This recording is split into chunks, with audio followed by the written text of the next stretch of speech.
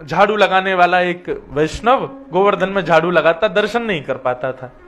दर्शनार्थी ऊपर से आते, उनसे पूछता था आज पगड़ी कैसी, आज माला कैसी, आज श्रृंगार कैसा। और जैसा वो बताते, नीचे रज में ठाकुर जी का वैसा मुखमंडल बनाता, वैसी पाग बनाता और वैसा ही माला आदि धरा के, और फिर रज में बनाई गई अपनी कलाकृति को श्री जी बाबा समझ के प्रणाम करता। बोले जय हो, आज ऐसे दिख रहे हो। एक दिन ठाकुर जी के हृदय में उससे मिलन की कामना उत्पन्न हुई, और जैसे ही उससे मिलन की कामना उत्पन्न हुई तो राजभोग के बाद जब सब दर्शन करके चले गए, पूरा गोवर्धन खाली हो गया, सब लोग जाकर शयन चले गए। 1-2 बजे सब सो जाते हैं दोपहर में। उस समय भी वो झाड़ू लगाने वाला वहीं बैठा, रज में जैसी उसने आकृति बनाई थी ठाकुर जी की, उसी का दर्शन कर रहा था, चिंतन कर रहा था। आज ऐसा पिछोड़ा होगा, ऐसी पाग होगी, ऐसे कुंडल होंगे, ऐसी माला होंगी, और बस इसी प्रकार से चिंतन कर रहा था। तभी नेत्र खोल करके उसने ऊपर गिरिराज पर्वत पर जब मंदिर के पास देखा तो ठाकुर जी की मोतियों की माला चमक रही है, पिछोड़ा चमक रहा है, सिर का मुकुट चमक रहा है, और ठाकुर जी जैसे वो एक पांव से उछल के बालक खेल खेलते हैं ना, खाने खाने बना के एक पांव से कूदते हैं, क्या बोलते हैं आपके यहां? हमारे यहां उसको ती बोलते हैं। हाँ, सब जगह अलग अलग है। वो ऐसे डालो, फिर एक पांव से पकड़ो। कब से तो खेला ही नहीं, बचपन में खूब खेलते थे। ऐसे श्रीनाथ जी अपनी एक टांग पे उछल रहे थे गिरिराज पर्वत पे, एक पांव पे उछल रहे, एक पांव ऊपर कर रखा, और पांव पकड़ के वो करे, अरे कोई अयो भैया मेरे कांटों लग गए, मुझको बहुत पीड़ा है रही है, जल्दी आओ। अब वो नीचे बैठा वो बालक, वो देखे ये कौन है, अरे ये तो मुकुट धारण किए हैं, ऐसी सुंदर बेनी गुथी भैया, इतनी सारी माला, पिछोड़ा, अरे ये तो ठाकुर जी जैसा श्रृंगार है, ये कौन है। दूर गिरिराज पर्वत पे ठाकुर जी कूद रहे हैं। ठाकुर जी ने उसको देखा, उसको सारे क्यों, बैठो बैठो, देख कारो, जल्दी ऊपर आ, देख मेरे कांटों लग गो या को निकार। वो घबरावे, इधर उधर देखे, कोई देख तो नहीं रहा है, वो कोई नहीं है। ऊपर ज्यों ज्यों समीप जावे ठाकुर जी की, ज्यों ज्यों कमल नैन ठाकुर जी, सुंदर थोड़ी को चुबुक चमक रहे हो है, माथे को रोरी को चंदन चमक रहे हो है, ऐसी सुंदर ठाकुर जी की छटा देख करके जैसे जैसे सिड्डी पे ऊपर चढ़े त्यों त्यों मूर्छा आती उसको। वो मूर्छित होता, फिर संभालता, फिर चढ़ता, फिर मूर्छित होता, फिर संभालता, फिर चढ़ता। ठाकुर जी के अति समीप पहुंच गया, वही मूर्छित हो गया। ठाकुर जी ने सिर पर हाथ फेरा, होश में आया, बोले लाल जी आप ही हो? बोले हम बे मैं ही हूं लाला, मैं तो यहाँ मारे बुला रहा हूं, मेरे ना कांटो लगो पाँव में, जल्दी चल निकाल दे याकू। ठाकुर जी जिन चरणों को किसी को नहीं देते, सीधे उसकी गोद में पधरा दिए, ले चरण ते कांटो निकाल दे। उसके हाथ कांप रहे, मुख कांप रहा है, वो समझ नहीं पा रहा मैं क्या करूं, कहां ठाकुर जी कांटे लगे। ठाकुर जी बोले पामन के तलवा को ऐसे हाथ से मल के देख, वहां मिलेगा। ठाकुर जी के श्री चरण कमलों के तलवे, जहां पे वज्रांग कुशध्वज सरोरु हलांचनाड्यम उत्तुंग रक्त विलसन्नक चक्रवाल, देवता आदि कहते हैं जिसका स्पर्श किसी को प्राप्त नहीं होता, वो उस झाड़ू लगाने के वाले की गोद में दे दिया। बोले ले धूड़िए भैया कांटो कहां है। वो देख रहा है, तभी उसको मिला। बोले हाँ जय मिल गए वो कांटो। बोले इसको निकाल दे। कोमल ठाकुर जी के चरण, बिल्कुल कमल जैसे चरण, निकाले, उंगली से निकाले नहीं, और भीतर चलो। अरे दारी के तने तो और भीतर घुसाए दियो, अब मुंह को और पीड़ा आ रही है। बोलो ठाकुर जी कैसे निकालू। बोले ऐसे ना निकालो, सुन तू पाम पकड़ के और अपने दांतन से निकाल। बोला मेरे प्राण निकल जाएंगे नाथ, इतनी कृपा मत करो। बोले तू, तेरे प्राण ना निकलेंगे, मेरे निकल रहे हैं, जल्दी निकाल। जबरदस्ती कृपा कर रहे हैं उसके ऊपर, और वो कोई कांटा लगा थोड़ी है, बस उस पर कृपा करनी है ठाकुर जी को। उसके मुख के पास अपने चरण दे दिए, और वो अपने दांतों से ठाकुर जी के कांटे को निकाल रहा है। ठाकुर जी बोले चल, अब मुंह को लेके चल। बोले कहां चलना?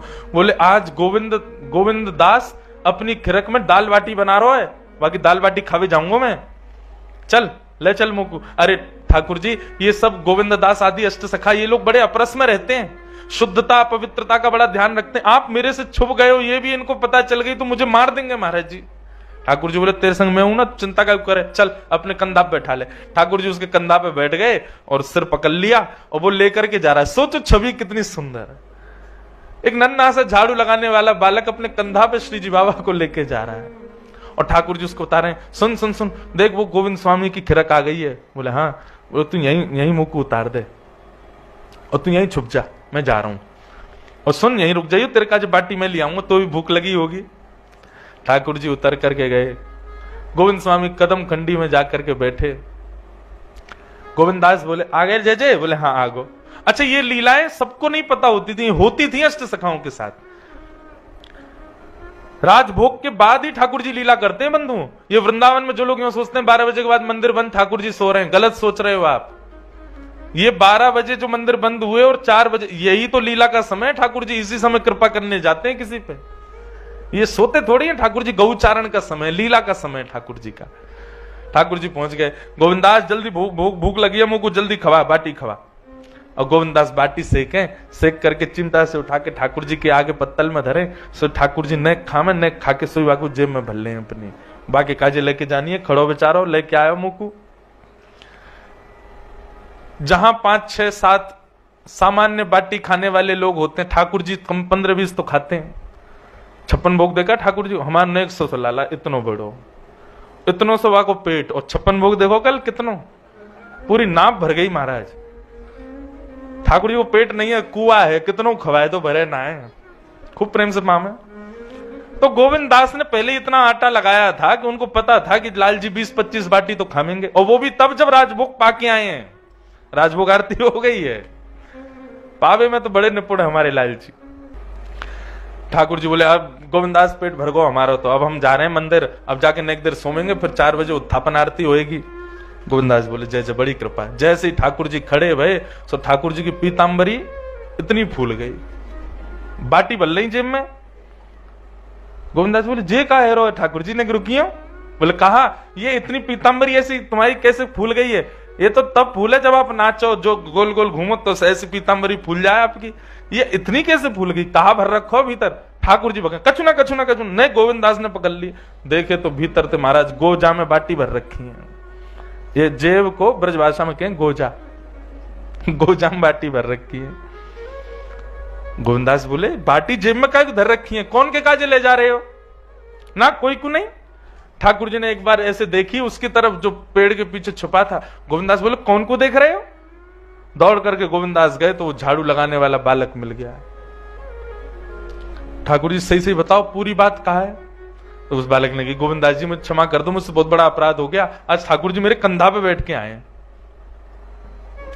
गोविंदास बोले राम राम राम, महा गुसाई जी ने मंदिर में इतने नियम बना रखे हैं, हाथ धो के आए करो, पामन को धो के आओ, आधो स्नान करके आओ, शुद्धता को ध्यान रखो। बेचारो वो तानसेन एक बार पद गावे आयो तो गुसाई जी ने भगाई दिया। बोले काय? बोले पहले तांबुल थूक के आ, शुद्ध मुंह से सेवा कर ठाकुर जी की। इतनी सेवा शिष्टाचार को विचार करें, और यहाँ ठाकुर ने सबरी सेवा तोड़ रखी है।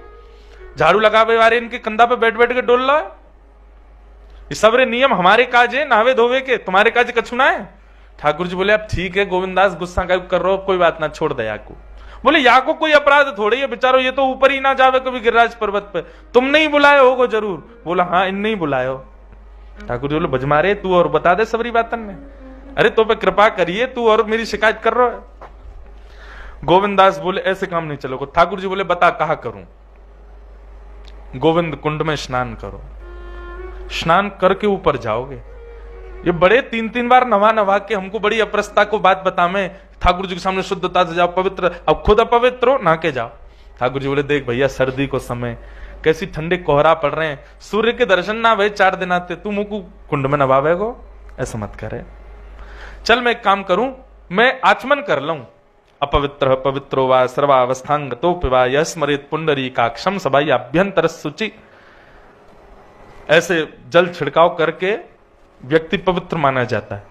ठाकुर जी गए गोविंद कुंड पे जाके जल लेके अपने नाम से अपने आप को पवित्र कर रहे हैं। यह स्मरित पुंडरी काक्ष सबाई अभ्यंतर सुचि। इतने में गोविंद दास पीछे से गए, धक्का दे दियो ठाकुर जी को, गेड़ दिए गोविंद कुंड में। ठाकुर जी महाराज गोविंद कुंड में डूब रहे हैं, तैर रहे हैं। बोले ए गोविंदास तो देख लूंगा मैं आज। गोविंदास की बात मान के ठाकुर जी बेचारे गोविंद कुंड में नहा लिए, दौड़ करके मंदिर में गए। जैसे ही उत्थापन आरती भई सो देखी ठाकुर जी के सर्वांगीण अंग से जल चुचा रहा है। गुसाई जी बोले जय जय, इतनी सर्दी आपको पता है श्रीनाथ जी साल में 3 या 4 बार स्नान करते हैं बस, तो बाकी के दिन गीलो कपड़ा करके पहुंच दिए जाए। बेचारे नेक सो सब बालक है, रोज रोज नहावेगा तो बीमार पड़ जाए वो, इसलिए रोज रोज केवल पहुंचा जाता है। बाकी जन्माष्टमी, स्नान पूर्णिमा आदि 2-4 साल में दिन है, उनमें स्नान करते हैं। गोविंदास जी तो बड़े अंगीठी रखी, कंबल उड़ायो। गुसाई जी ने, गोविंदास जी आए, गुसाई जी बोले, हे गोविंदा, तेने ठाकुर जी को धक्का दे दियो गोविंद कुंड में? अच्छा, तो पहले आके बता दे, इनने मैंने कहा कियो है, अब मैं बता दूंगा आप कहा कर रहे। ठाकुर जी शाहरुख ने, नहीं नहीं नहीं, तू मत बता बे, मेरी शिकायत मत करे भैया, गोविंदा तू मेरो प्रिय ना है, मेरी शिकायत मत करे। गोविंदास जी बता दी, बोले गुसाई जी ये झाड़ू लगावे वालो बालक है, वह कंधा बैठ के घूम रहे, इनने शुद्धता पवित्रता का विचार नहीं किया, इसलिए मैंने गोविंद कुंड में धक्का दिया। तब गुसाई जी लाल जी की इस लीला को सुनकर के बड़े प्रसन्न हो गए, बोले जय हो जय जय, आप बड़े कृपालु हो, कौन कौन पे कैसी कैसी कृपा करवे जामे, आपके या भाव को हम बार बार प्रणाम करें।